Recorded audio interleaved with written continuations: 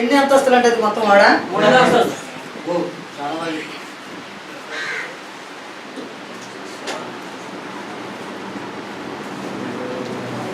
Design sir. 3 అంతస్తులు. తర్వాత ఆయనతో పాటు ఈ వాడలోనికి ఎవరెవరు రావాలండి? నోవహు, భార్య, కుమారులు, కోడళ్ళు, తర్వాత సమస్త జీవరాశులు జాతి చొప్పున 2 అది ప్రతి జాతి చొప్పున 2 ప్రతి జాతి చొప్పున 2 రెండేసి అంటే క్లియర్ గా చెప్పాడు. ఆడ ఎందుకని అన్నాడంటే ఇంకా ఆయన మరలా నువ్వు కలుగు అని చెప్పడు. ఒక మూలం సూచించాడు. సమస్తము ఎక్కడి నుంచి జరగాలి? మరలా ఆ మూలంలో వచ్చే జరగాలి. దాన్ని ఏమన్నాడంటే నేచురల్ లా. రోమపత్రికలో చెప్తాడు, దేవుని గురించి తెలియసఖ్యమైనదేదో అది వారి మధ్య విశుద్ధమైనది. దాన్ని ఎవరు విశుద్ధపరుస్తున్నారంటే నేచురల్ లా. సృష్టింపబడినటువంటి ప్రతి వస్తువును ఆలోచించటం వలన మానవునికి ఆ విషయము అర్థమవుతుంది. నేచురల్ లా ఉంటుంది. అలా ప్రకారంగానే జరుగుతుంది ఏదైనా. కనుక ఆయన సృష్టించినటువంటి వస్తువుల్లో అన్నిటినీ నాశనం చేస్తూ మళ్ళా ప్రతి జాతి చొప్పున 2 ఆడ మగని తీసుకొచ్చి ఎవరితో రక్షించాలనుకున్నాడు? నోవహు కుటుంబం. ఇప్పుడు ఆలోచనకు వద్దాం. ఒక కుటుంబం రక్షించబడాలి అంటే అన్వయింపుకోను.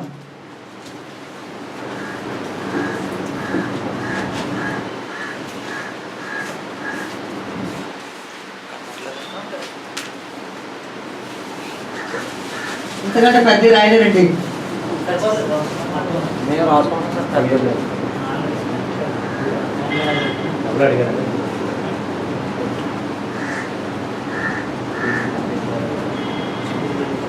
ఒక కుటుంబం రక్షింపబడాలి అంటే అందరూ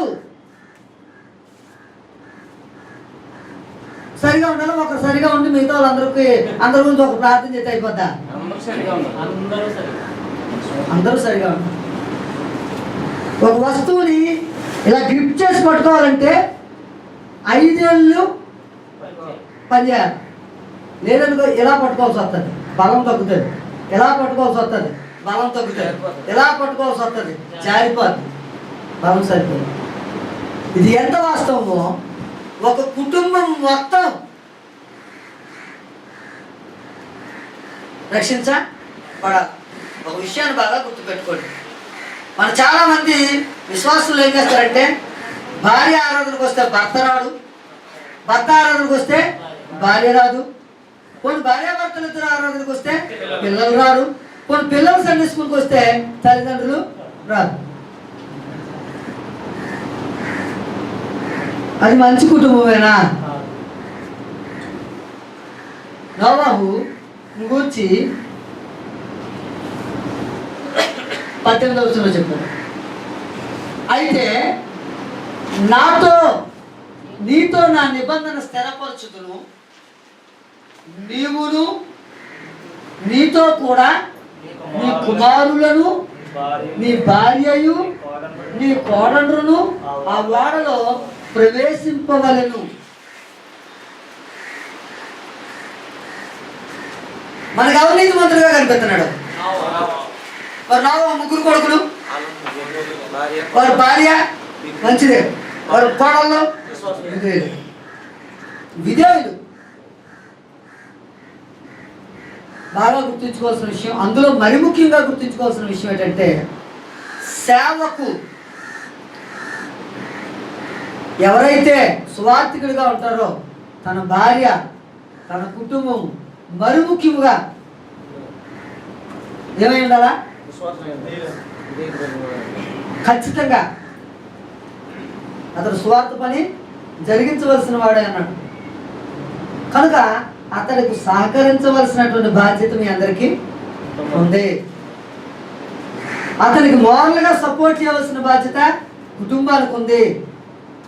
ఒకవేళ అతని సంపాదన తక్కువైతే అతన్ని హెల్ప్ చేయాల్సినటువంటి బాధ్యత అతని కుటుంబీకులకి ఖచ్చితంగా ఉంది. కారణం ఏంటి? అతను ఎవరు?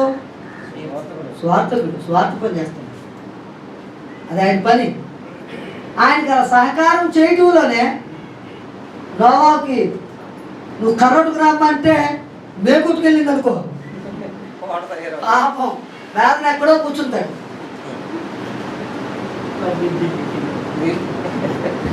ఈవిడ చిరాకు ఒకటి చేయమంటే ఒకటి చేస్తుంది. చాలా ఇబ్బంది అయిపోయింది. ఇదే లేదు, ఆ కుటుంబం ఇదే లేదు. మన కుటుంబాన్ని చూస్తే దేవాది దేవునికి ఈయన కుటుంబం లాగే కదా. నాకు తెలిసి జనాలు విస్తరించిన తర్వాత, అంటే వీరు జలప్రళయం అయిన తర్వాత వారు విధానాలు తేడా కనిపించాయి. దానికి ముందు ఎక్కడ తేడాగా కనిపించలేదు. కనుకనే అతను ఆ పనిని సంపూర్తిగా నిర్వహించాలి. ఇప్పుడు చూద్దాం, మనం ఎలా ఉండడానికి ఇష్టపడతామా లేదా? నేను అందరి లోపాలు ఎత్తి చూపించలేను. నాకు కూడా కొన్ని లోపాలు ఉన్నాయి కనుక ఎవరి లోపాలు వాళ్ళు సరి చేసుకుంటాం అంతే. ఇంకెందుకంటే మంచి వాక్యం ఏమీ లేదు. దానికి రెఫరెన్స్ చూపించమంటే చూపిస్తాను. మొదటి కొరింథీ పత్రిక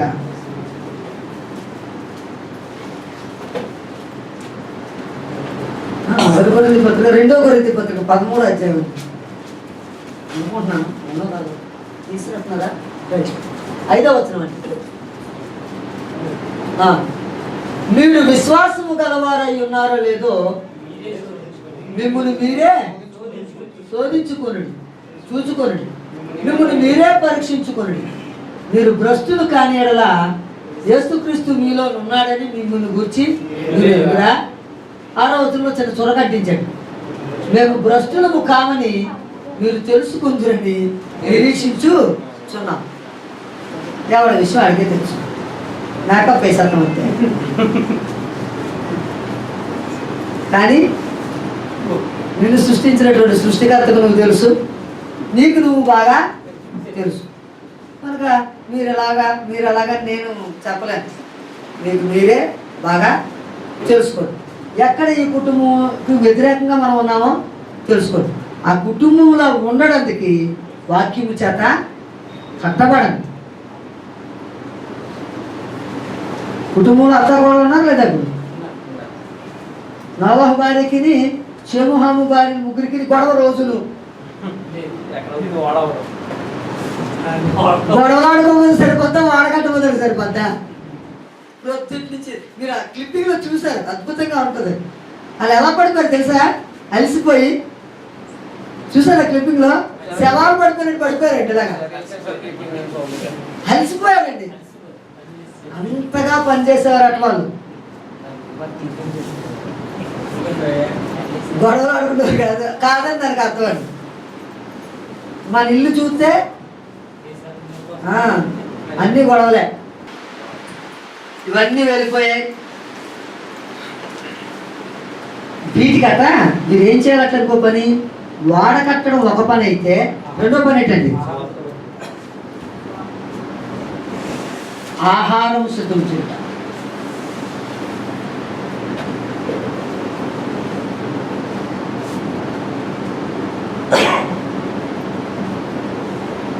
గొంతు వచ్చి ఉంటుందండి. వంటే ఆడవంటే మగొంటు వచ్చి ఉంటుంది అంటండి. వచ్చి ఉంటుందా? దానికి దాహం అయితే నీళ్ళు తాగుతుందండి.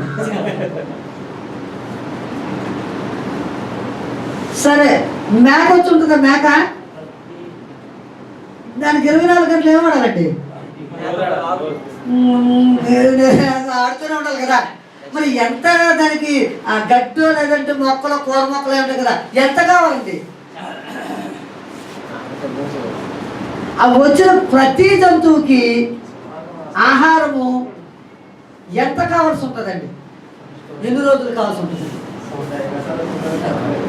బాగా గుర్తుపెట్టుకోండి, వర్షం ఎన్ని దినాలు అయితే పడుతుందో అన్ని దినాలు, ఆరిన నేల కలిగేటంత వరకు కూడా అందులో ఆహారం ఉండాలి. ఈ సారేపల్లి విధవరాలు దీనిలా కానీ నూనె డబ్బా ఆరలేదు, రొట్టె పిండి అయిపోలేదు, అలాంటి పరిస్థితులు ఉండలేడు అక్కడ.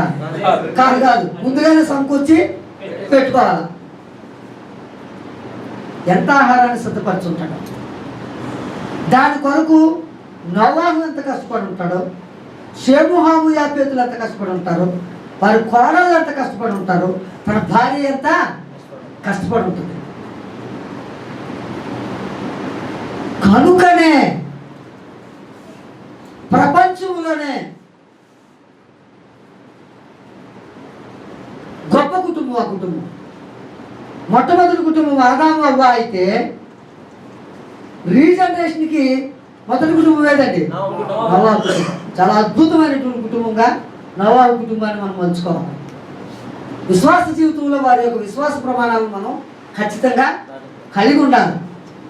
దేవుడి మాటకి జవదాటినటువంటి కుటుంబం. ఏ మానుతో కట్టమంటే, ఏ కొలతలతో కట్టమంటే, ఎలాగా కట్టమంటే, ఎలాగ ఆహారాన్ని సిద్ధం చేయమంటే అలాగా దేవునితో నడిచినటువంటి కుటుంబము, దేవుని మాటకు విధేయులైనటువంటి కుటుంబము. కనుక ఆ కుటుంబము ఈరోజు మనకి ఒక ఉదాహరణ, ఎగ్జాంపుల్, మాదిరి అని కూడా అనుకోవచ్చు. రైట్. ఈ కుటుంబం మొత్తం ఎక్కడికి వచ్చేసిందండి? వాళ్ళకి వచ్చి ఎన్ని రోజులు పడిందండి?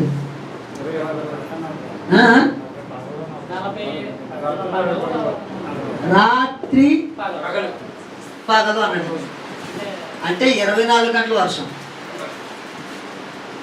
ఎన్ని రోజులండి?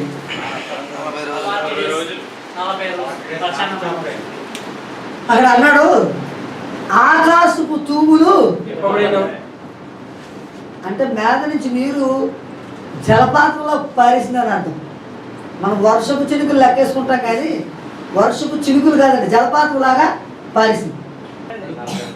అరారతు పర్వతాలు ఎంత ఉంటాయండి? నాకు చెప్పిన లెక్క అయితే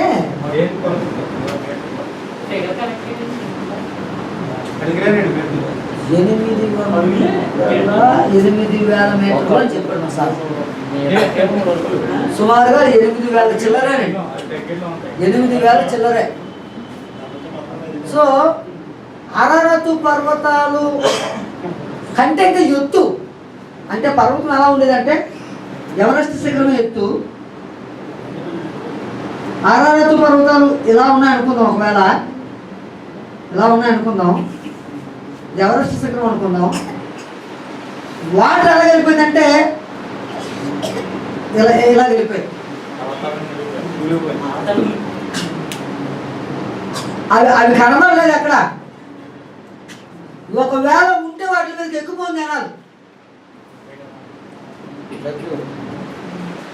అవి కనబడలేదు. నీరు తగ్గుతున్నప్పుడు, గ్రాడ్యువల్గా తగ్గుతున్నప్పుడు వాడు అక్కడ ఉంటుంది.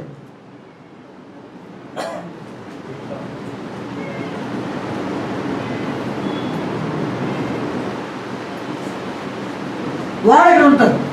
ఈ వాడ ఆటోమేటిక్గా వాటర్ తగ్గుతుంటే ఎలాగ వచ్చేస్తుంది, ఎలా కింద దిగిపోతుంది. 5,710 మీటర్, 5,710 అడుగులు అండి. అది కాదండి అరారతు పర్వతాలు. అరారతు పర్వతాలు 5,710 అడుగులు.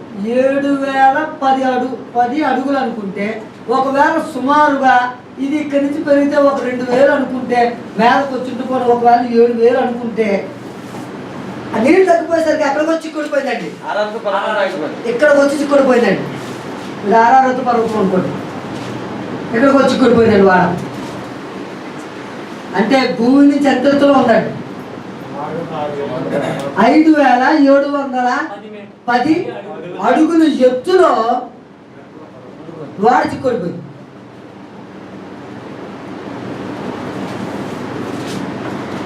ఇప్పటికి దాని సకలాలు ఉన్నాయి. అరారతు పర్వతాల్ని చిక్కుడి. అంత భీకరమైనటువంటి వర్షం, అంత భీకరమైనటువంటి జలప్రలయం ఇప్పటికొచ్చి మరలా ప్రపంచంలో రాలేదు కాదు, రాదు అని యెహోవా దేవుడే తెలియజేశాడు. దాన్నే నీటితో ప్రపంచం నాశనం అవుతుందంటే నాశనం అవుతుందని క్రైస్తవ సహోదరులు ఛాలెంజ్ చేసి మరి చెప్పారు. అర్థమైందండి? హిమాలయస్ హైట్ వచ్చి 29,029 అడుగులు, 8,848 మీటర్లు. అంటే అవన్నీ విరిగిపోయాయి. అంటే అంత ఎత్తు వెళ్ళి ఆరుకుంటూ వచ్చేసరికి అరారతు పర్వతాలకి చిక్కుడిపోయింది. ఏది వాటర్ ఇంకా తగ్గుకుంటూ వచ్చేస్తుంది. తగ్గుకుంటూ వచ్చేసరికి ఏ పర్వతాలకు వచ్చి చిక్కుడిపోయిందంటే అరారతు పర్వతాలకు వచ్చి చిక్కుడిపోయింది. ఇంకా చిక్కుడిపోయిన తర్వాత ఇక్కడి నుంచి వాళ్ళకి ఇంతకి దిగాలి. ఇంతకి వర్షం వచ్చింది. ఇంకా నేను అక్కడ బురద చూస్తున్నాను, తోవలు వస్తుండగా. అది ఆరడానికి దాదాపు 1 వీక్ పట్టినట్టుంది అప్పుడే కదా. మరి ఇంత జలప్రలయమైనటువంటి వర్షం నీరు ఆరడానికి ఎంత టైం పడుతుంది? 8 దినాలు పట్టింది. 150 దినాలు అంటే ఎన్ని నెలలు?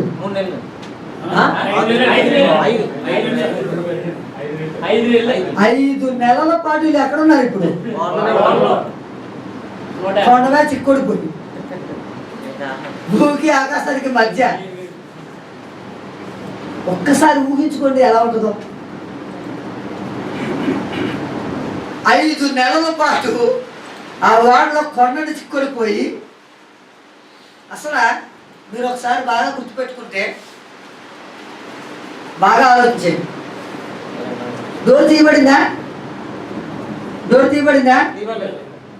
అసలు ప్రపంచం లోపల ఎలా ఉంటుందంటే అద్భుతమే. ఇంకా అసలు బయట ప్రపంచం ఆయనకి వర్షం వస్తుందని, వరద వస్తుందని, అది కొండల నుంచి ఎక్కుతుందని, కొండల నుంచి దిగుతుందని నోవాహుకు ఏమన్నా తెలుసా? సురక్షితముగా కాపాడు.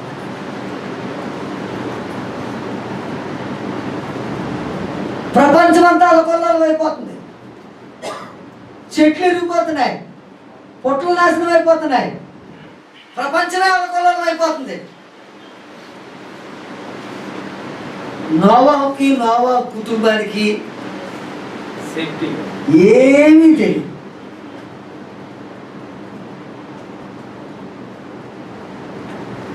కోడి తన రెక్కల చాటున తన బిడ్డల్ని భద్రము చేసుకున్నట్టు వాడలో ఆ కుటుంబాన్ని దేవుడు అన్ని వసతులతో, ఆహారానికి లోటు లేకుండా, దేనికి లోటు లేకుండా ఆ వాడలో వాడిని ఏం చేశాడు? భద్రం చేశాడు. భద్రం చేశాడా లేదా? నువ్వు ఆయన ఎందుకు విశ్వాసంగా ఉంటే నిన్న ఆయన భద్రం చేసేస్తాడా లేదా?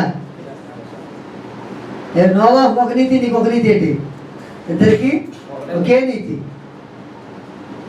ఆ విశ్వాసం ఉంటే చాలు. నా దేవుడు నన్ను కాపాడతాడు, నా దేవుడు నన్ను భద్రపరుస్తాడు, నా దేవుడు నాకు సహాయం చేస్తాడు, నా దేవుడే నాకు తోడు అనుకుంటే చాలు. ఇంక నీకు లోకం అవగాహన అయిపోతున్నా మన మనసు ప్రశాంతంగానే ఉంటుంది, ప్రశాంతంగానే ఉంటుంది. పరిస్థితుల్లో నోవాహు ఎలాంటి పరిస్థితుల్లో ఉన్నాడంటే ఆయన చేతుల్లో, వాడంటే ఆయన చేతులు అనుకోండి, ఇంకా ఆయన చేతుల్లో ఉండిపోయాడు నోవాహు. ఎంత పెద్ద వర్షం వచ్చినా పర్లేదు, తేలిపోతాను అనుకుంటున్నా.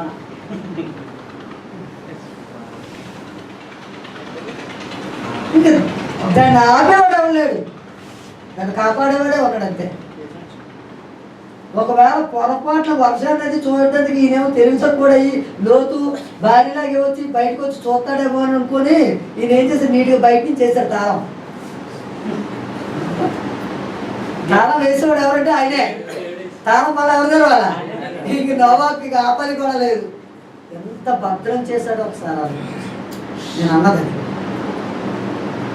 ఆయన యందు ఆయన మాట చొప్పున ఆయన లోగా ఉంటే నీ ఆత్మకు నా ఆత్మకు రోగాలు చెప్పండి. ఈ లోకంలో ఉన్నటువంటి శ్రమలు, ఈ లోకంలో ఉన్నటువంటి కష్టాలు, ఈ లోకంలో ఉన్న ఇరుకులు, ఇబ్బందులు అవన్నీ ఏమీ ఎన్నదగినవి కాదు మన దగ్గర. ఇదే దగ్గర అంటే పరలోకం దగ్గర ఆయన చేతులు నిన్ను ఎలా పట్టుకొని నిత్యత్వానికి తీసుకుంటాడు. నోవాహు దగ్గర మనం నేర్చుకోవాల్సిన విషయం. అరారతు పర్వతాలకు చిక్కుడిపోయిన తర్వాత నీళ్లు తగ్గాయా లేదని చెప్పేసి టెస్టింగ్ పెట్టాడు. టెస్ట్ తెలిసిపోయింది, నీళ్లు తగ్గాయని. కిందకు వచ్చాడు. కిందకు వచ్చిన దగ్గర నుంచి చూద్దాం. అంటే ఎన్నో అధ్యాయానికి వచ్చేస్తామండి అంటే అంటే ఇప్పుడు 7వ అధ్యాయం అంతా ఏంటండి? జలప్రళయం. అంతే, అలా రాసుకో. 8వ అధ్యాయం దగ్గరికి వచ్చాను.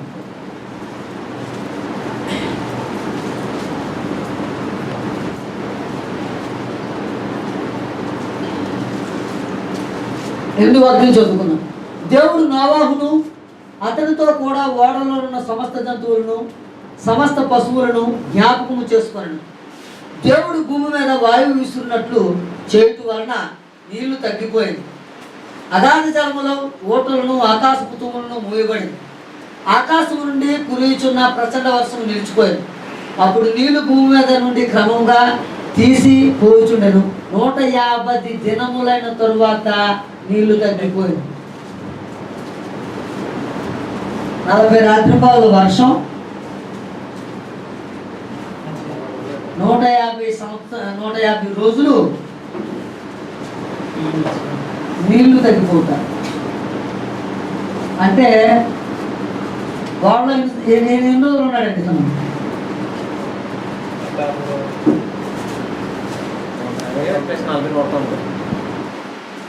సుమారుగా 200 దినాలు అనుకోండి. ఎందులో ఉన్నాడండి ఆయన? వాళ్ళు నోవాహు కుటుంబం సురక్షితంగా కాపాడ. తర్వాత 40 దినములైన తర్వాత నోవాహు తాను చేసిన వాడకిరికి తీసి ఒక కాకిని వరకు పోల్చాడు. మానవాడి మన దాని పని అవసరం లేదు.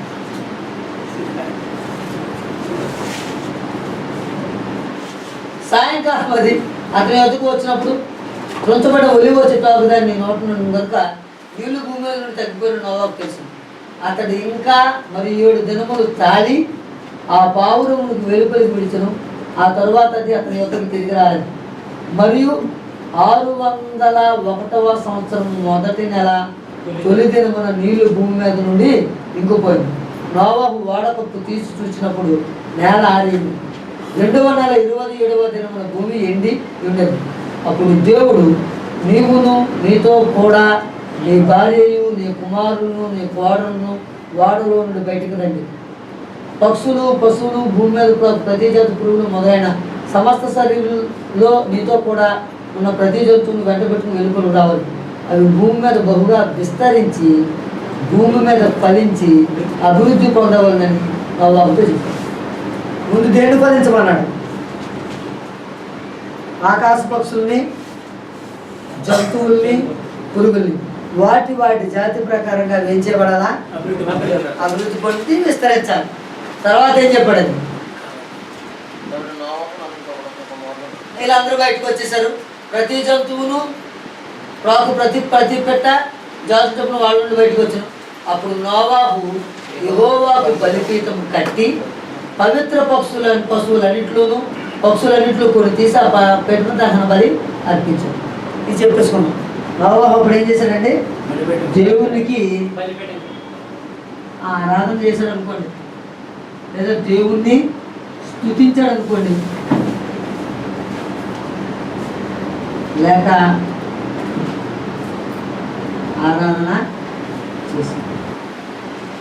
మనం దీనిలో నేర్చుకోవాల్సిన ప్రతి విషయంలోనూ, నీ కష్టంలోనూ దేవుని స్తుతించాలా, నీ సుఖంలోనూ దేవుణ్ణి స్తుతించాలా, నీ మంచులోనూ దేవుడికి విజ్ఞాపన చేయాలా, నీ చెడులోనూ దేవుడికి విజ్ఞాపన చేయాలా. నీ కష్టంలోనూ విజ్ఞాపన చేయాలా, నీ యొక్క బాధలోనూ విజ్ఞాపన చేయాలా, నీ సంతోషంలోనూ దేవునికి విజ్ఞాపన చేయాలి. నిత్యము నువ్వు నేను చేసిన పని అదే.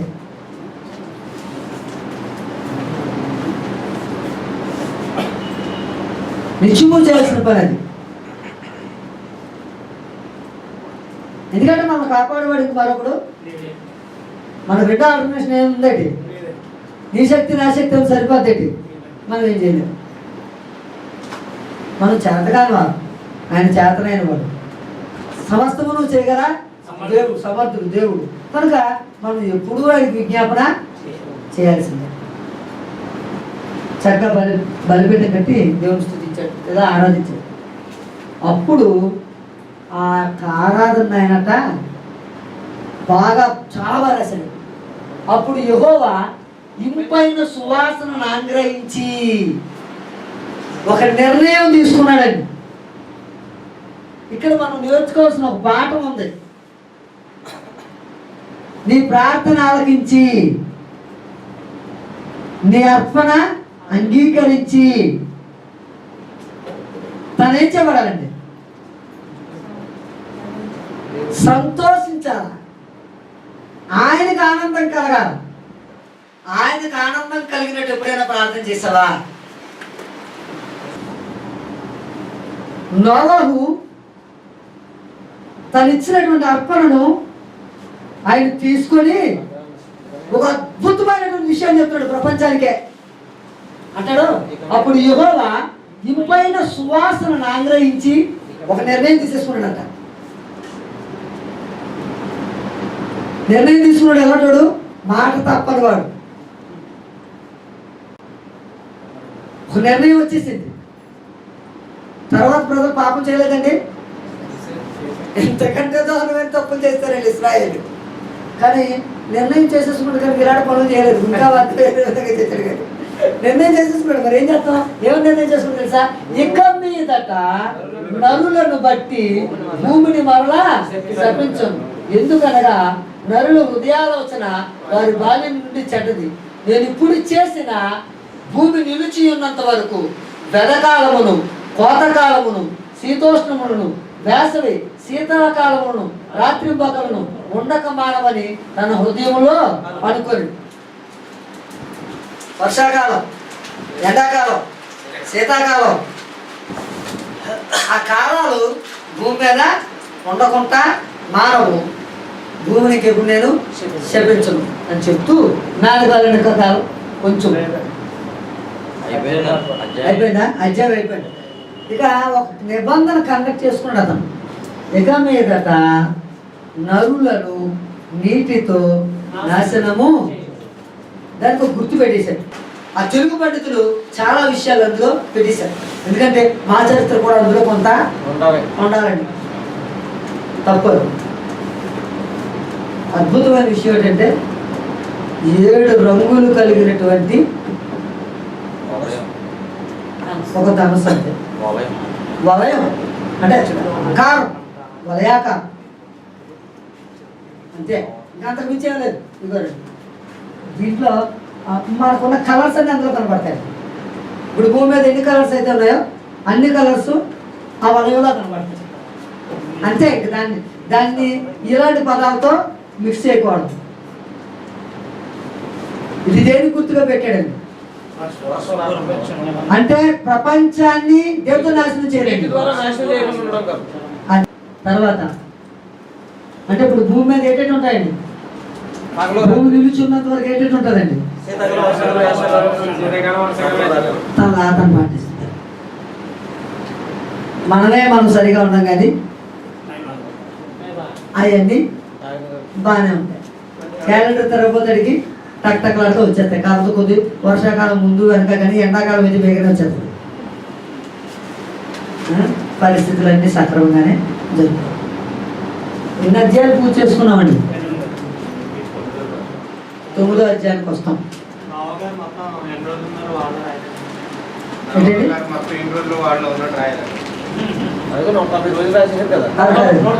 నీళ్ళు తగ్గిపోయింది, అది ఉన్నది సుమారుగా అనుకోండి ఇంకొక 10 రోజులు కలిపేసుకోండి. సుమారు 200 రోజులై ఉండొచ్చు. ఇందాక అతను అక్కడ కొన్ని విషయాలు చెప్పాడు, ఒకసారి కిందకి తీయండి. మరియు 601వ సంవత్సరం అన్నాడండి. అంటే మీకు విషయం తెలుసా, ఎన్నో సంవత్సరంలో ఇదైందండి. ఆయనకు 600 సంవత్సరాలు.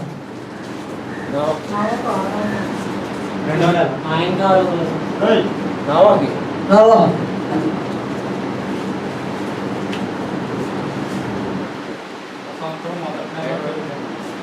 ఇది 200 రోజులు అంటే ఎన్ని నెలలు? మరియు 601వ సంవత్సరం మొదటి నెల తొలి దినమున నీళ్లు భూమి మీద నుండి ఇంకిపోయిను. నోవహు వాడకప్పు తీసి చూసినప్పుడు నేల ఆరి ఉండెను. 2వ నెల 27వ దినమున భూమి ఎండి ఉండెను. అప్పుడు దేవుడు అంటే అన్ని 2వ నెల 27వ దినమున అంటే 2 అంటే అదొక 30, ఇదొక 27, 57,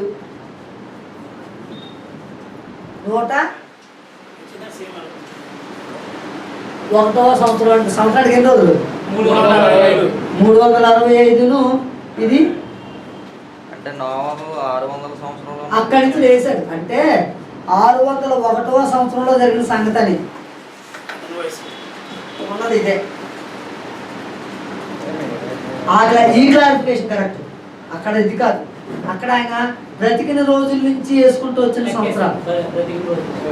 భూమి మీద నీళ్ళు ఎన్ని రోజులు ఉన్నాయంటే 150 రోజులు. అది క్లియర్ కట్. 150 రోజుల్లో ఇది అయిపోయింది. 40 రోజులు వర్షం వచ్చింది. అంటే టోటల్గా ఎన్ని? సుమారుగా 200 రోజులు అంతే. అలా లెక్కేసుకోవాలి. ఈ జీనియాలజీ లెక్కేసుకుంటే చాలా చరిత్రలోకి వెళ్ళిపోవాలి. అర్థమైందా? మేము అదే చిన్న మొన్న ఒక దగ్గర చిన్న తేడా వచ్చింది, తరాల దగ్గర తేడా వచ్చి క్లారిఫికేషన్ అమెరికా పంపించాం. ఇంకా అది రాలేదు. 400 సంవత్సరాలు 450 సంవత్సరాల చరిత్ర బైబిల్ ఒక దగ్గర చెప్తుంది. అది కనెక్ట్ అవ్వట్లేదు. 350 దగ్గరకు వచ్చి ఆగిపోతుంది. 100 సంవత్సరాలు తేడా వచ్చాం. దాదాపు అన్ని స్కూల్స్కి రాసాం. మేము విశ్లేషించి రాసామని అది పంపించారు. ఎక్కడ చరిత్ర తెలుసా? నోవహు చరిత్ర. వాడు నాకేం రాసి పంపించాడంటే మేము క్లియర్గా క్లియర్ చేసి పంపించామని పుస్తకం రాసి పంపించాడు. వీడియో బైబిల్ దీంట్లో. అదే మేము ఎంత పొద్దున్న సాయంత్రం మీరు ఎంత కూడ కట్టుకుని అవ్వట్లేదు. 350 అవుతుంది. దాన్ని చెప్పి రాసి పంపించాం. మా అంతా క్లారిఫికేషన్ ఉంటుంది. ఒకవేళ అవ్వకపోతే దాదాపు కొన్ని స్కూల్స్కి రాసి వాస్తవం అంటే తీయడానికి ప్రయత్నం చేస్తాం. తర్వాత విషయాలు కొంత ఎన్నో దీనికి వచ్చేస్తున్నాం అండి. 9వ అధ్యాయానికి వచ్చేస్తాం. తీసేయండి సార్. మరియు దేవుడు నోవహును అతని కుమారుని ఆశీర్వదించి మీరు ఫలించి అభివృద్ధి పొంది దేన్ని నింపాలా? ఇప్పుడు భూమి మొత్తం ఏ కుటుంబం ద్వారా నింపబడాలా? చూద్దాం. ఇది మ్యాప్లతో సహా ఉంది. నేను మ్యాప్లు తేడా మానేసి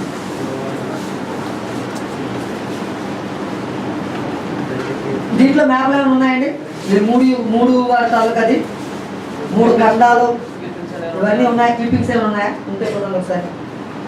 వారి మ్యాప్లు ఏమైనా ఉన్నాయా మీ దగ్గర? రైట్.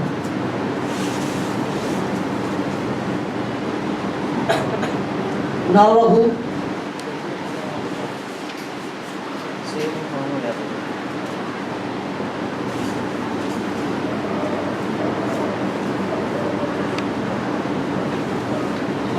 అసలు యాక్చువల్ షేమ్ పేరు ముందు రాయాలా, కానీ నేను రాయలేదు.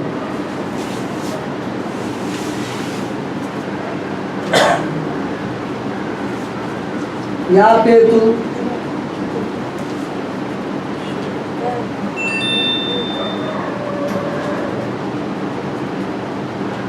షేము.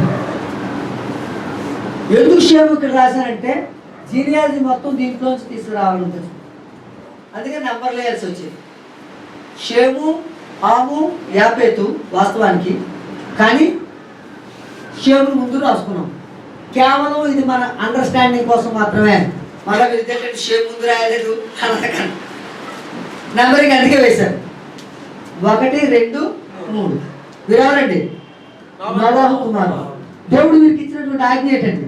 భూమిని నిర్మించాలి, మీరు ఫలించి అభివృద్ధి పొంది భూమిని నింపుడి. అభివృద్ధి పొంది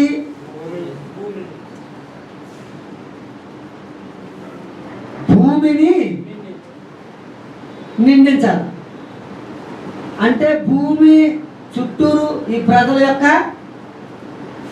పిల్లలుగా వ్యాపించాలి. ఇది ఎవరి కోరిక? దేవుడి కోరిక. చూద్దాం. మీ భయమును మీ బెదురును అడవి జంతువులన్నిటికీ ఆకాశ పక్షులన్నిటికీ నేల మీద ప్రాకు ప్రతి పురుగుకును సముద్రపు చేపలన్నిటికీ కలుగును. అవి మీ చేతికి అప్పగింపబడి, అంటే ఏంటండి? జంతువులు, పక్షులు, పురుగులు, సముద్రపు చేపలు ఎవరి చేతికి అప్పగించబడ్డాయి? అంటే ఇప్పుడు వాటి మీద అధికారం ఎవరు? చేపల కోసం తినవచ్చా? జంతువులు చంపుకుని తినవచ్చా? ఏమన్నా చేయవచ్చా? 9వ అధ్యాయానికి వచ్చేసాడు. ఇక లేనప్పుడు చూద్దాం. ప్రాణము గల సమస్త చరమును మీకు ఆహారమగును, పచ్చని కూర మొక్కలను ఇచ్చినట్లు వాటిని మీకు ఇచ్చి ఉన్నాను. కనుకనే సమస్తాన్ని మనం తినగలుగుతున్నాం. అది దాని పనేటి మనకి ఆహారం అవటం. తర్వాత విషయం మాకు అధ్యాయానికి వచ్చేయండి. ఈ నేను మీకు ఇచ్చేస్తానండి.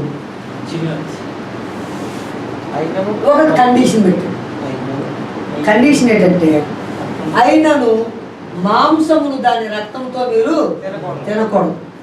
కండిషన్ అండి. కండిషన్ ఏంటంటే రక్తముతో దేన్ని తినకూడదు. తర్వాత 5వ మరియు మీకు ప్రాణమైన మీ రక్తమును గురించి విచారణ చేదును, దాని గురించి ప్రతి జంతువును నరుని విచారణ చేదును, ప్రతి నరుని ప్రాణం గురించి వాని సహోదరుని విచారణ చేదును. నరుని రక్తము చిందించి వారి రక్తము నరుని వల్లనే చిందించుకోవడం యాజంగా దేవుడు తన స్వరూపమును నన్ను చేస్తుంది. మీరు ఫలించి అభివృద్ధి నొందుడి, మీరు భూమి మీద సమృద్ధిగా సంతానము కని విస్తరించుడని చెప్పారు.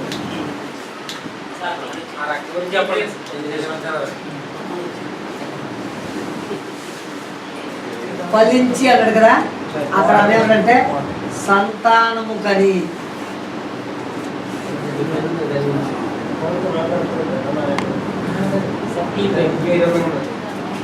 సంతానము కని ఒక అద్భుతమైనటువంటి సంగతి జరుగుతుంది. సంగతి ఏంటంటే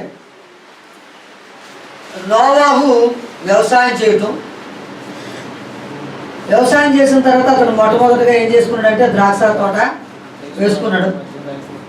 బాగా తాగి ద్రాక్ష జ్యూస్ బాగా వైన్ బాగా తాగేసి మత్తుడైపోయాడు. ఒక విషయాన్ని బాగా అక్కడ ఒక పాఠాన్ని బాగా నేర్పిస్తాడు.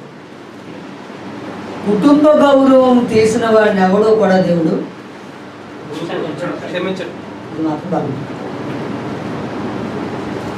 ఆడవాళ్ళు కానీ మగవాళ్ళు కానీ ఏం చేయకూడదు? కుటుంబ గౌరవాన్ని అందులో ఆ పాఠాన్ని గమనిస్తాం. మనకంటూ ఒక భద్రత, మనకంటూ ఒక చట్టం, మనకంటూ ఒక గౌరవం, మనకంటూ ఒక మర్యాద ఉంటుంది. ఆ మర్యాద ప్రకారంగానే మన కుటుంబాలను నడుపుకుంటూ పోతాం. మనం ఆజ్ఞల్లో ఉన్నటువంటి వారిని, విధుల్లో ఉన్నటువంటి వారిని, ధర్మశాస్త్రాన్ని అనుసరించి నడవలసినటువంటి వారు. మన కుటుంబాలకంటూ కొన్ని పరిధులు ఉన్నాయి. ఆ పరిధుల్లోనే మనం జీవించాలి. పరిధి దాటిపోయి జీవించడం శ్రేయస్కరము కాదు. దేవుడి వారిని దీవించడం. ఈ విషయాన్ని బాగా అక్కడ జరిగినటువంటి విషయాల్లో గమనిస్తాం. అన్వయించుకోకపోతే ఇది లేదు. అక్కడ జరిగినటువంటి సంగతి ఏంటంటే ఈయన బాగా ద్రాక్ష తోట వేసాడు, చక్కగా పంట పండింది. ఆయన పంట కూడా పండింది. నోవా గారి పంట కూడా 18వ వచనం చదువుదాం. 9వ వచనం. ఓడలో నుండి వచ్చిన నోవాహు కుమారులు షేము హాము యాపేతు వారు. హాము కనానుకు తండ్రి. ఎవరండి? యాపేతు వారు. హాము కనానుకు తండ్రి. ఈ ముగ్గురు నోవాహు కుమారులు, వీరు సంతాన భూమి అంతటా వ్యాపించి. హాము కనానుకు తండ్రి ఏంటండి? అంటే హాము కొడుకు ఎవరు? అదండి. అంటే హాము నుంచి కానాను. కనాను. హాము తండ్రి కనాను. రైట్, చూద్దాం.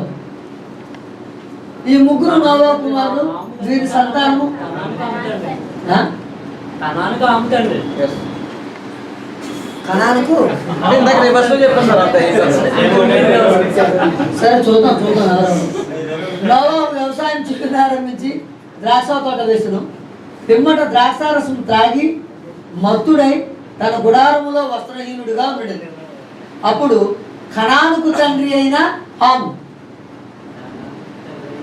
అంటే ఎవడు? హాము యొక్క కుమారుడు కనాను. మరి ఇప్పుడు ఏం చేసాం? అక్కడ వేస్తారు మీరు ఇందాక అనేటప్పుడు.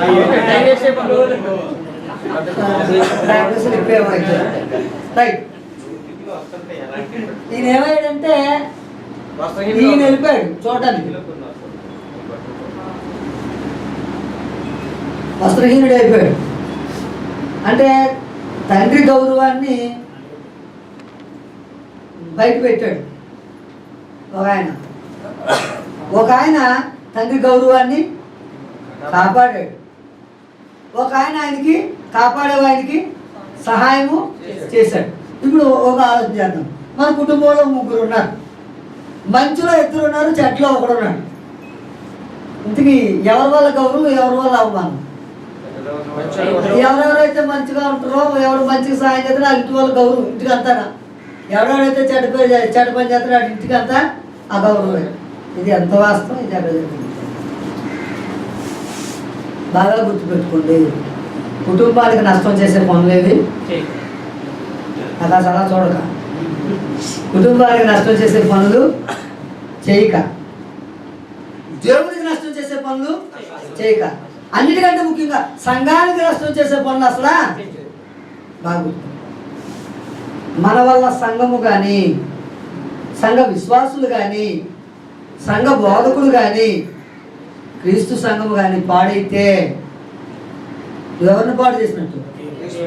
అద్భుతమైనటువంటి విషయం ఏంటంటే సౌలుతో అంటాడు, సౌలా సౌలా ఎందుకయ్యా నన్ను అంత బాధ పెడుతున్నాను, నువ్వు నా కంటికి కనబడతాడు కదా, నేను బాధ పెట్టాలి కదా, నా పిల్లల్ని హింసిస్తే నన్ను గుర్తుపెట్టు. సంఘాన్ని హింసించకూడదు, కుటుంబాన్ని హింసించకూడదు. ఒకవేళ అలాంటి క్యారెక్టర్ కలిగినటువంటి వారు ఎవరైనా ఉంటే దయచేసి ఈ రోజు కానించే మార్చేసుకో. దేవుడు మిమ్మల్ని దీవించడు. దేవుడు కోపానికి, దేవుడు తయారు చేసినటువంటి సాతాను కొరకు ఏర్పాటు చేసినటువంటి స్థలానికి మనం సిద్ధమైపోతాం. జాగ్రత్త. మనకు మనం హానికరులు కాకూడదు, మన కుటుంబానికి హానికరులు కాకూడదు, సమాజానికి హానికరులమే కాకూడదు, అన్నిటికంటే ముఖ్యంగా దేవునికి హానికరులు కాకూడదు, సంఘానికి సేవకు హానికరులు కాకూడదు.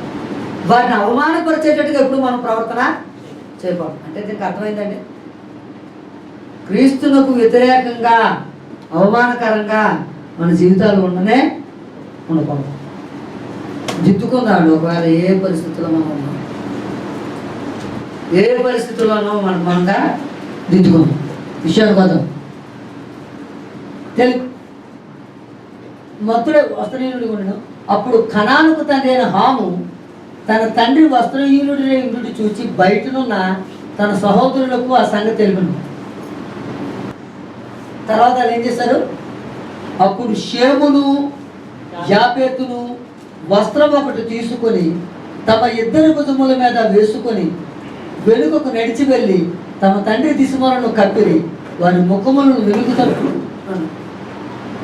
వారి తండ్రిని అవమానపరచడానికి వారికి ఇష్టం లేదు. ఓ పొరపాటు చేశాడా, సరే దిద్దుతాం. తండ్రి అలాగా ఆ కార్యక్రమాన్ని కూడా చూడకుండా బట్ట తీసుకెళ్ళి కప్పి తండ్రికి ఏం తీసుకొచ్చారు? గౌరవాన్ని తీసుకొచ్చారు. విషయం తెలిసిపోయింది నోవాహు గారికి. తెలిసిపోయిన తర్వాత ఏం చేశాడు?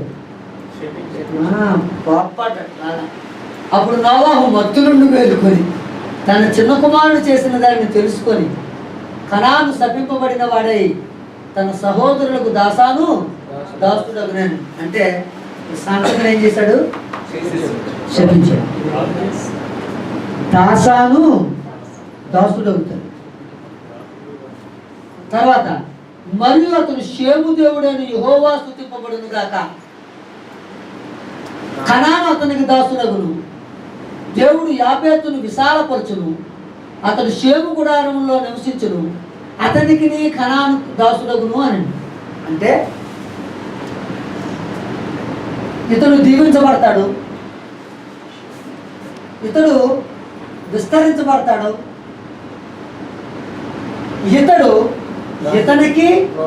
ఇతనికి దోసుడవుతాడు. ఇది ఎప్పుడు నెరవేరుతుంది అని అంటే కనాను దేశాన్ని జయించినప్పుడు తెలుస్తుంది ఈ విషయం అంతా. ఈ చరిత్ర అక్కడ ముడిపడతారు. మీరు గమనించారో లేదో, ఫిలిస్తీన్లు ఎవరు? కప్తోరీలు ఎవరు? ఇందాక చూసాం. అనామీయులు ఎవరు? కనానీయులు ఎవరు? కస్లూలీలు ఎవరు? సో వారందరినీ జయించే పని వీళ్ళదే. ఇది చరిత్రలోకి వెళ్ళి ఆ మ్యాప్ పాయింట్స్తో సహా చెప్పుకుంటే ఎవరెవరు ఎక్కడెక్కడ చెదిరిపోయారు, వారి యొక్క జీనియాలజీ ఏంటి అని చెప్పుకుంటే విషయాలన్నీ వస్తాయి. వచ్చే వారంలో నేను ఆ జీనియాలజీ చెప్తాను. ఈ జీనియాలజీ వేసి వాళ్ళు విడిపోయిన తర్వాత వారి కుటుంబాలు ఆ కణాలు చుట్టూరు ఎలా ఉంటాయి అనే సంగతిని వచ్చే వారం చెప్పడానికి ప్రయత్నం చేస్తాం. కనుక హాము షేముకి ఏం చేయబడతాడు? హాము యాపేతుకి ఏం చేయబడతాడు? వీళ్ళిద్దరికి ఏం కుదురుతుంది? స్నేహం. ఇతను మాత్రం బాగా ఆశీర్వదించాడు. ఎన్నో అధ్యాయం చెప్పిందండి విషయం అంతే.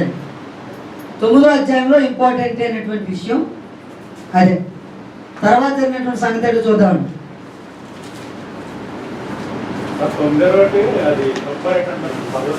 ఏదండి ఈ విషయాన్ని ఒకసారి చూద్దామండి. మంచి మాట. ద్రాక్షారసం తాగడం ఏదైతే ఉందో ఆజ్ఞలు వచ్చిన తర్వాత అవేవే నిబంధనలోకి వచ్చేసి నీవు మద్యముతోనైనను మత్తుడవు కాదు. జాగ్రత్త గుర్తుపెట్టుకోవాలి. వైన్ అనే విషయం ఒకసారి గమనిద్దాం.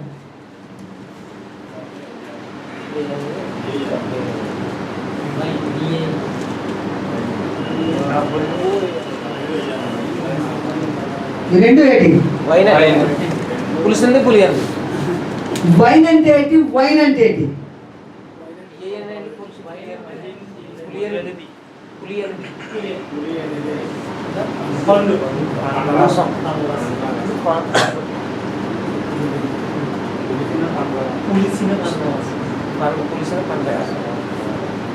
దీంట్లో ఆయన రసాయనాలు కలిపేస్తారు.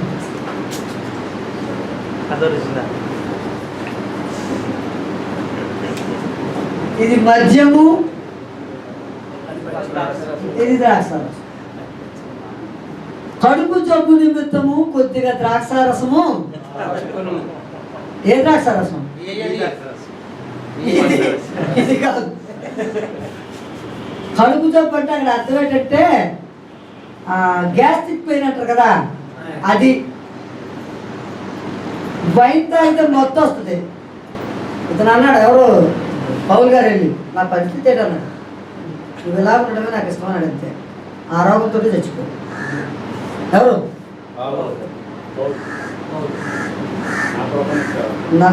నేను అందరినీ స్వస్థపరుస్తున్నాను. నన్ను నడికట్లు తగిలితే స్వస్థతలు వస్తున్నాయి, నా నీడ పడితే స్వస్థత వస్తుంది. నా పరిస్థితి ఏంటంటే నా స్వప్న నీకు చాలు అంటే నువ్వు ఇలా బతకడమే నాకు కావాలన్నది అంతే. ఎలా బతకడం? బాబుతో బతకడమే. ఆయన వెనకాల ఎప్పుడు డాక్టర్ గారు ఉండడమే, మనం ఎప్పుడు మందు తాక్కుంటూ ఉండడమే ఆయనకి ఇష్టం. తాక్కుంటూనే ఉంటాం. 9వ అధ్యాయం అయిపోయిందండి. రైట్, 10వ అధ్యాయానికి వస్తున్నామండి. ఇది నోవాహు కుమారుడకు షేము, హాము, యాపేతు అని వారి వంశావళి. జలప్రళయము తరువాత వారి కుమారులు పుట్టింది. యాపేతు కుమారుడు ఫస్ట్ యాపేతు వంశావళి ఇచ్చేసారండి. రాసేద్దాం. యాపేతు కుమారుడు ఎవరండి? చదివేయండి. గోమెరు,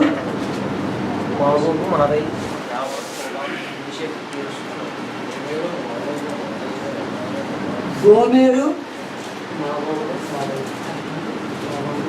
మాగోగు, కాదు మాగోగు కాదు, మాదాయి,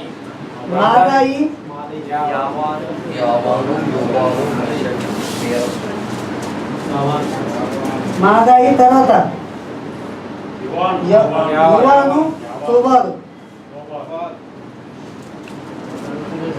తుబాలు,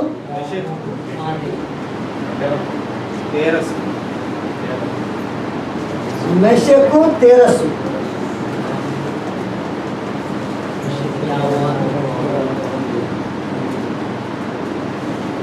ఎంతమంది అండి? 1 2 3 4 5 6 7. గోమెరు కుమారుడు వీరి పిల్లలు ఎవరెవరండి?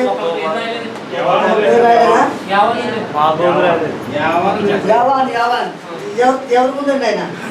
మాదయ్య ముందు.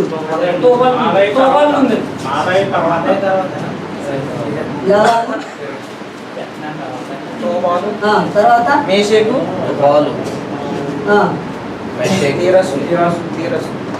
లాస్ట్ తేరసా? నేను ఇంకొకటి మర్చిపోయాను కదా మరి. తూబాలు మళ్ళా మర్పించాను. తర్వాత ఎవరండి? తూబాలు, మేషకు, తేరసు. 7. మళ్ళీ గోమెరు పిల్లలు ఇచ్చాడు కిందని. ఇలా మీరు వంశావళి ఆశిస్తారు. అలాగైతే మీకు ఇబ్బంది, నన్ను ఇబ్బంది పెడతారు. గోమెరు పిల్లలు ఎంతమంది అండి? తగ్గనవాడు చెప్పండి. గోమెరు కుమారుడు అస్కారాజు, రిపత్తు, రత్మారాజు. యావాను కుమారుడు. యావాన్ ఎక్కడ ఉన్నాడండి? ఈ పిల్లలు.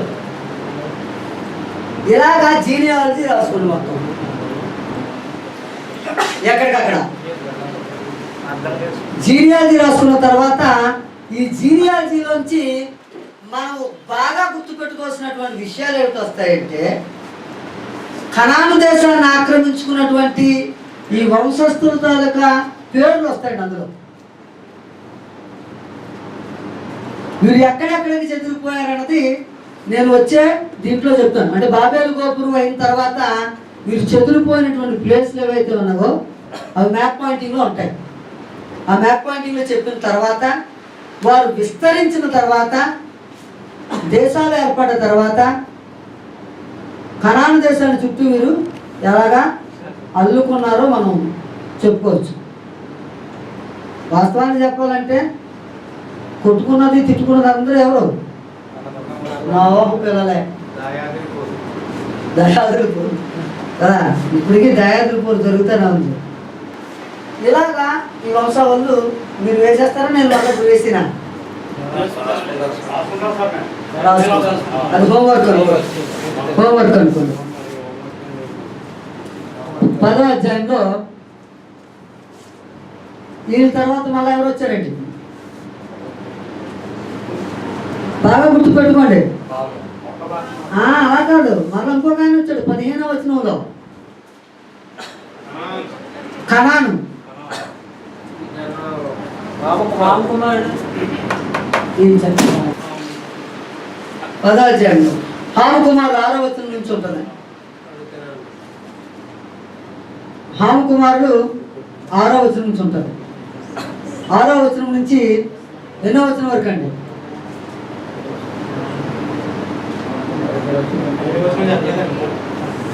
1 నుంచి 5వ వచనం వరకు యాపేతు కుమారులు ఉంటారు.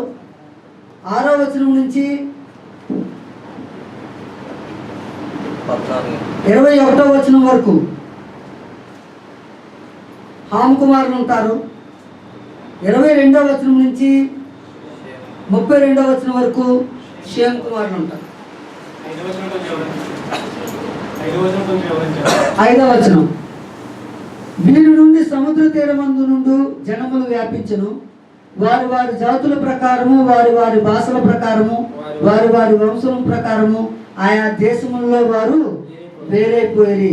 వీరు వ్యాపించినటువంటి ప్రదేశం ఏంటంటే వీరి నుండి సముద్ర తీరము నుండి జనములు వ్యాపించును అన్నాడు. అంటే చాలా మంచిది.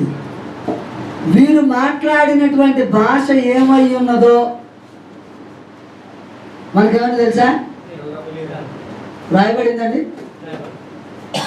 నోవాహు మాట్లాడిన భాష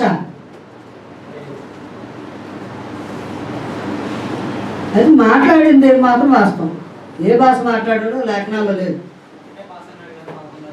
ఆ భాష ఏంటో కూడా నాకు తెలియదు. చెప్పింది వినండి. అంటే వీళ్ళు ఎప్పుడు ఈ సంగతి ఎప్పుడు జరిగిందంటే విడిపోయిన తర్వాత, అంటే ముందు జీనియాలజీ చెప్పేశాడు. అర్థమైందండి? జీనియాలజీ చెప్పేశాడు. తర్వాత విడిపోయినప్పుడు సంగతి వేరు. ఇది విడిపోయినప్పుడు జరిగిన సంగతి. అర్థమైందండి? అంటే భాషలు అక్కడ తారుమారు చేశాడు. ఒకే భాష ఉండేది. ఇప్పుడు వారి వారి జాతుల ప్రకారంగా మాట్లాడారు. మరి ఏ భాష మాట్లాడారో మనకైతే లేఖనాల్లో లేదు. అర్థమైందండి? అబ్రహాం దగ్గరికి వచ్చేసరికి ఊరనే పట్టణస్థుడు, అతను ఏ దేశస్థుడు? కల్దీయుల దేశం వాడు. కల్దీయుల దేశపు భాష అన్నాడు. కల్దీయుల దేశపు భాష ప్రపంచంలోకి వెళ్ళి చూస్తే హీబ్రూ. కనుకనే అబ్రహాంతో ఏమంటాడంటే హెబ్రీ భాష మాట్లాడేవాడు అన్నాడు. కల్దీయుల దేశ భాష ఏదంటే హెబ్రీ. అక్కడి నుంచి మనకి అర్థమవుతుంది తప్ప ముందున్నటువంటి ఏ భాష గురించి అతను లేఖనాల్లో రాయలేదు. లేఖనాల్లో రాయలేని సంగతుల గురించి మనం మాట్లాడేది నాకు హక్కు లేదు. నేను మాట్లాడలేదు. అర్థమైందండి? కనుక ఆ భాషల గురించి మరి విషయం భౌగోళిక చరిత్రలో చూసి ఏమైనా చెప్పాలంటే చెప్పొచ్చు. అంత భౌగోళిక చరిత్ర ఇప్పుడు ప్రజెంట్ అంత భౌగోళిక చరిత్ర లేదు.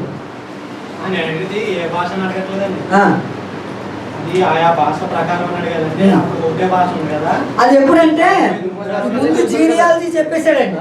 ఎవడు కొడుకాడు ఎవడు కొడుకోడు ఎవడు కొడుకు చెప్పేసిన తర్వాత అసలు మళ్ళీ వీళ్ళందరూ కలిపి ఒక దగ్గర ఉండి ఒక గోపురం కట్టారు.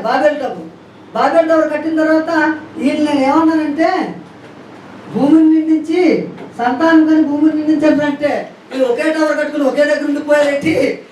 నేను అనుకున్న పని జరగదు, నేను అనుకున్న పని జరగాలంటే వెళ్ళి విడదీసేయాలా అని చెప్పి విడదీశాడు. విడదీసిన తర్వాతే ఈడికి ఒకరికొకరు ఏమో విరోధులు అయిపోయారు. మెయిన్ ప్రాబ్లం హాము కుమారుడు కూసు, మిస్రాయిపు, పూతు, కనాన్ అనేవారు. కూసు కుమారుడు కూసు నిమ్రోధుకరుడు. ఆ నిమ్రోధు గురించి ఉన్నటువంటి సత్యం. ఇలాగా మనం ఎవరు ఇంపార్టెంట్ థింగ్ ఎవరి దగ్గరకు వచ్చేస్తామంటే ఆశీర్వదించబడినటువంటి తెగ. మిగతా వారి గురించి తర్వాత చరిత్రలో చెప్పబడతారు తప్ప మనకి 12వ అధ్యాయం దగ్గరికి వచ్చేసరికి ఆశీర్వదించబడినటువంటి తెగల గురించి మాట్లాడతాడు.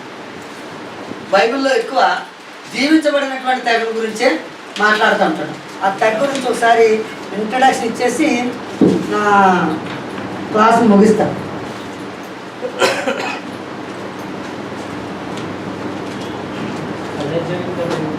రైట్, 10వ అధ్యాయము ఎన్నో వచనం చెప్పుకున్నామండి. ఎన్నో వచనం చెప్పుకున్నామండి. అది కూడా రాసుకోలేదా? 5వ వచనము ఎవరి సంతానం అని చెప్పుకున్నాం. 6వ వచనం నుంచి ఎన్నో వచనం వరకు? 21 వరకు. 22 నుంచి సేమ్ సంతానం. సేమ్ సంతానం దగ్గరికి వద్దామండి. సేమ్ సంతానం ఫస్ట్ ఎవరండి? షేము. షేము ఎన్ని సంవత్సరాలు బతికాడండి? ఎన్ని సంవత్సరాలు బతికాడండి? అక్కడ ఇందాక వేసారు కదా, ఇప్పుడు వేయండి.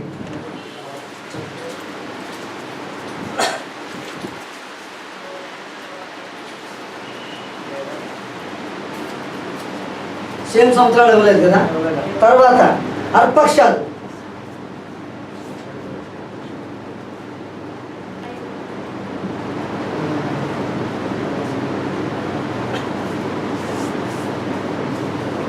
నాలుగు 403 సంవత్సరాలు. షేలహు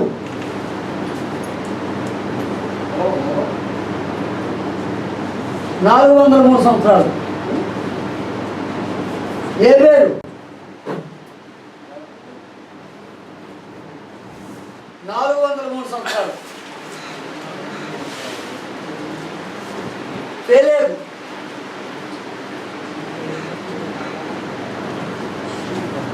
209 సంవత్సరాలు. రయు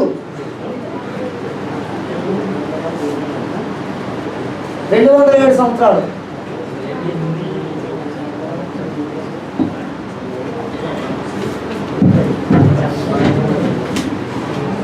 సెరుగు 200 సంవత్సరాలు. నాహోరు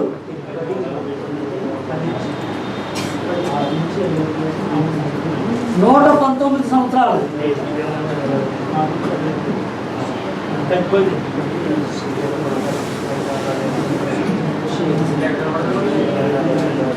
తెరహు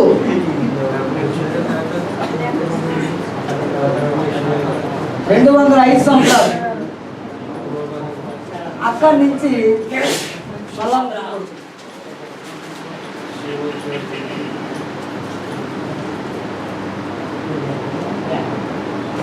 అబ్రహాము,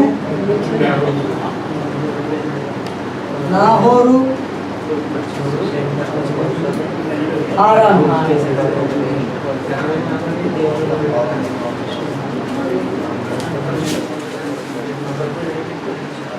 పన్నెండో అధ్యాయానికి వచ్చేసరికి ఇతని దగ్గర నుంచి స్టోరీ స్టార్ట్ అవుతుంది. ఆది కాండము ఇక్కడి నుంచి ఇంపార్టెంట్ స్టోరీ ఇక్కడ స్టార్ట్ అవుతుంది. అబ్రహాం దగ్గర నుంచి ఇదంతా జీనియాలజీలో వీరందరూ ఎవరంటే ఆశీర్వదించబడిన తెగ. ఈ ఆశీర్వదించబడిన తెగ పడుతూ లెగుస్తూనే వచ్చింది. ఎందుకు తెరహు దగ్గరకు వచ్చేసరికి వీళ్ళందరూ ఏమైపోయారు? విగ్రహారాధికులు అయిపోయారు. అలాంటి స్థానంలో వచ్చి దేవుడు అబ్రహాంని పిలుస్తాడు కదా. ఇప్పుడు మనం ఎన్ని అధ్యాయాలు నేర్చుకున్నామంటే 10వ అధ్యాయానికి వచ్చాం. 11వ అధ్యాయంలో బాబేలు గోపురం. 11వ అధ్యాయం ఏంటి? బాబేలు గోపురం. బాబేలు గోపురానికి ఏం పేరండి? భాషలు తారుమారు. అంటే అక్కడి నుంచి భాషలు ఉద్భవించుట అనే అన్నమాట. దేశంలోనికి ఏమొచ్చాయి? భాషలు ఉద్భవించాయి. అన్నదమ్ములు మొత్తం ఏమైపోయారు? కంప్లీట్గా వారి వారి జాతుల ప్రకారము, వారి వారి భాషల ప్రకారము చెదిరిపోతారు. 11వ అధ్యాయం అది. 12వ అధ్యాయం నుంచి